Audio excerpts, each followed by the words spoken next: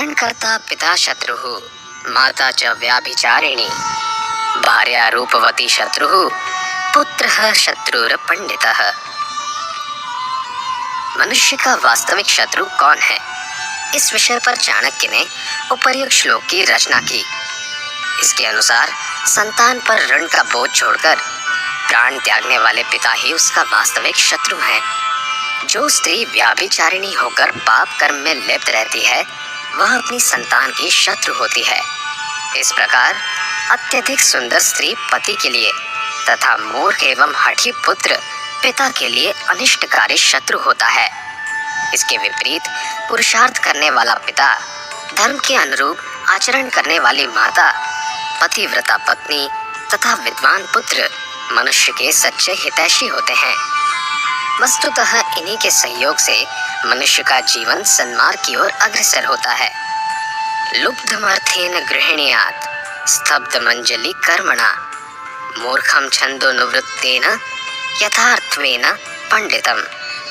इस श्लोक द्वारा चाणक्य ने विभिन्न व्यक्तियों को वश में करने का उपाय बताया है।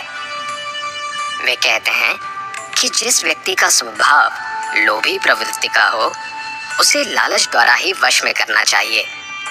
हठी या अभिमानी व्यक्ति विनम्रता द्वारा वश में किए जा सकते हैं। मूर्ख एवं बुद्धिहीन व्यक्ति की यदि इच्छा पूर्ण कर दी जाए तो उसे वश में करना अत्यंत सरल हो जाता है। इसी तरह विद्वान व्यक्ति को वश में करने के लिए उसे वास्तविक स्थिति की सही जानकारी देकर अपने अनुकूल बनाया जा सकता है। इस प्रकार चाणक्य ने मनुष्यों की कमजोरियां एवं आवश्यकताओं को पहचान कर उन्हें वश में करने का गुरु मंत्र दिया है।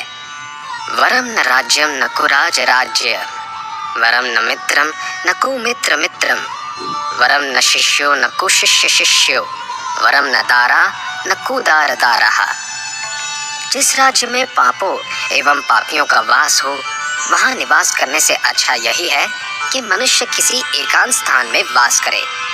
जो मित्र अविश्वासी, कपटी और दुष्ट हो उसकी मित्रता की अपेक्षा मित्रहीन रहना अधिक उचित है।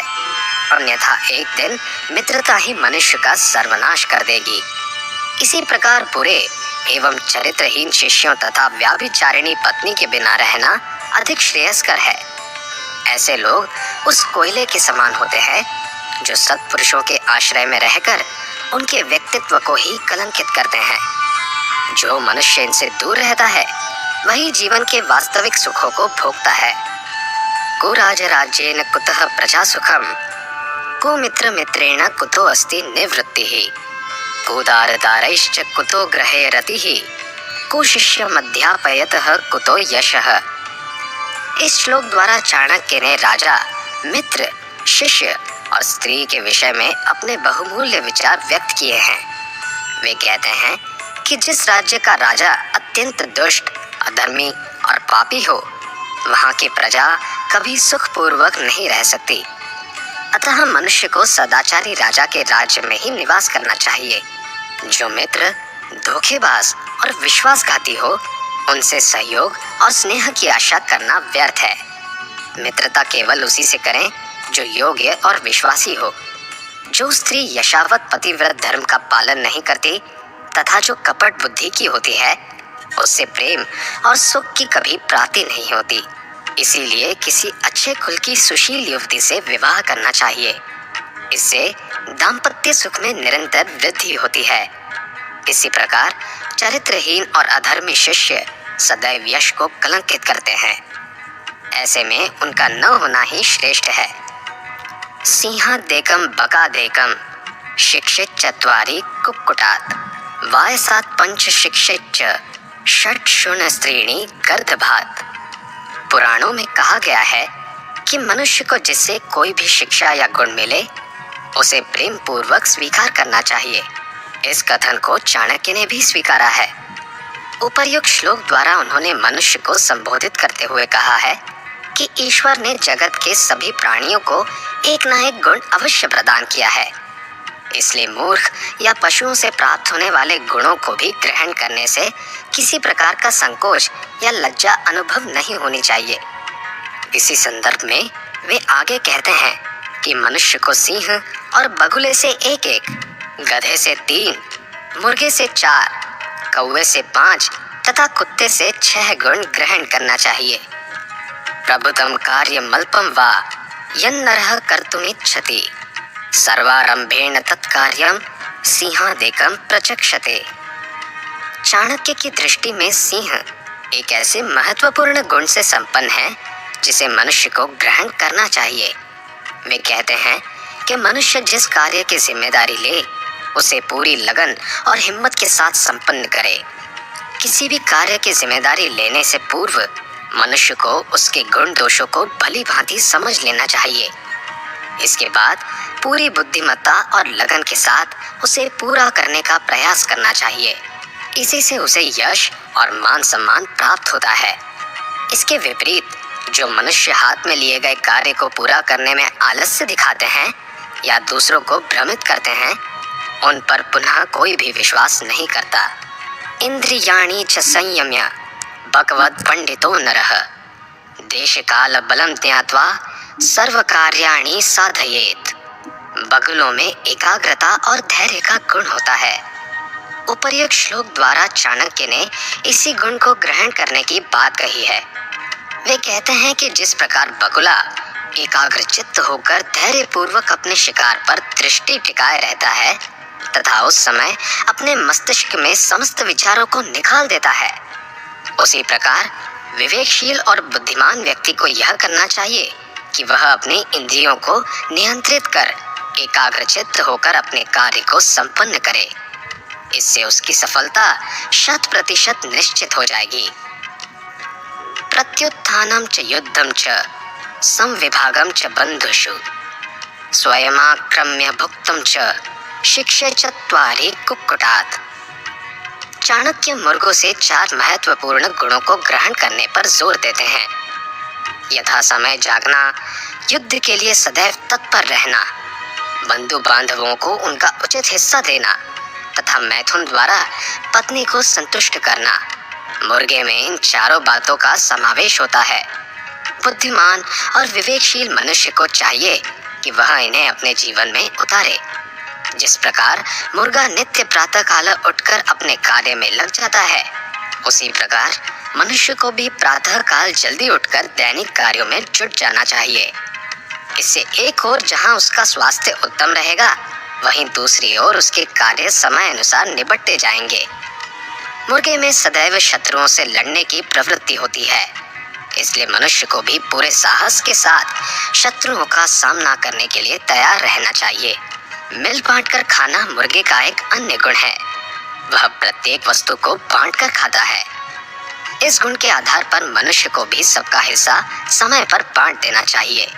मैथुन सुख की कमी या असंतुष्टि ही स्त्री को व्याभिचार की ओर धकेलती है। इसलिए मनुष्य को मुर्गे की तरह अपनी पत्नी को मैथुन सुख से संतुष्ट करते रहना चाहिए।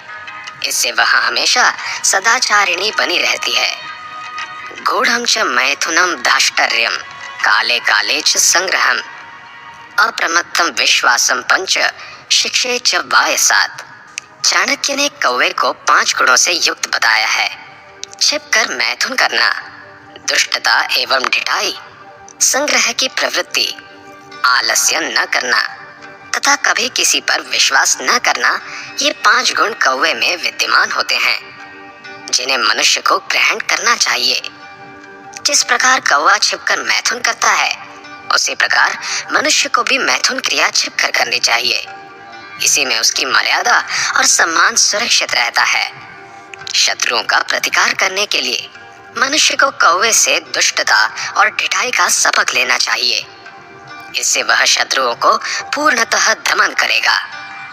संग्रह की प्रवृत्ति कौवे का एक अन्य गुण है, जिसे अपनाकर मनुष्य विपत्ति काल की दृढ़ता और साहस के साथ सामना कर सकता है।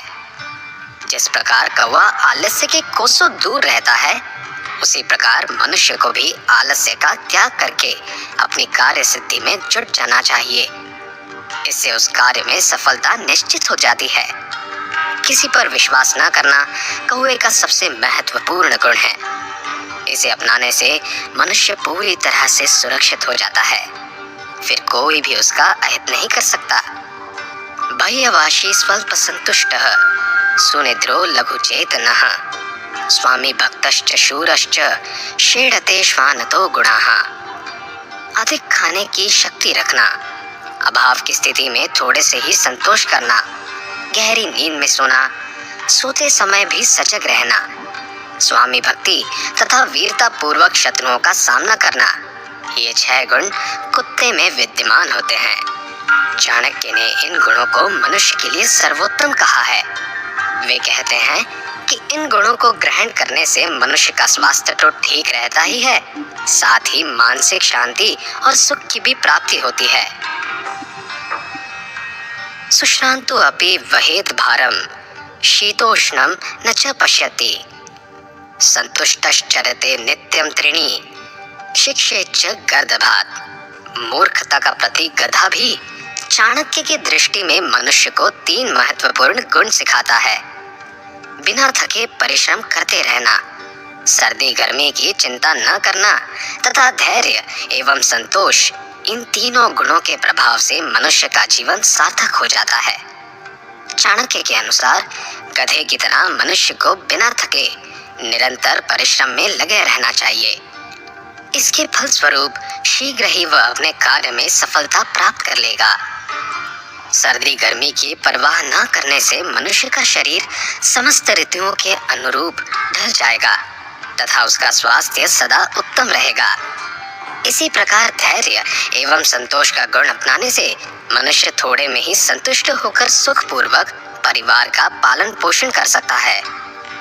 यह एतान विंशति गुणाना चरिष्यति मानवः कार्यावस्थासु सर्वासु अजेयः स भविष्यति। उपर्युक्त श्लोक द्वारा इस अध्याय की समाप्ति करते हुए चाणक्य कहते हैं कि जो मनुष्य उपर्युक्त 20 गुणों को ग्रहण कर लेगा उसका जीवन सुख से परिपूर्ण और सफल हो जाएगा। इनके प्रभाव से खुशियां उसकी दासी बनकर रहेंगी तथा वह निरंतर सफलता का शिखर छूता जाएगा।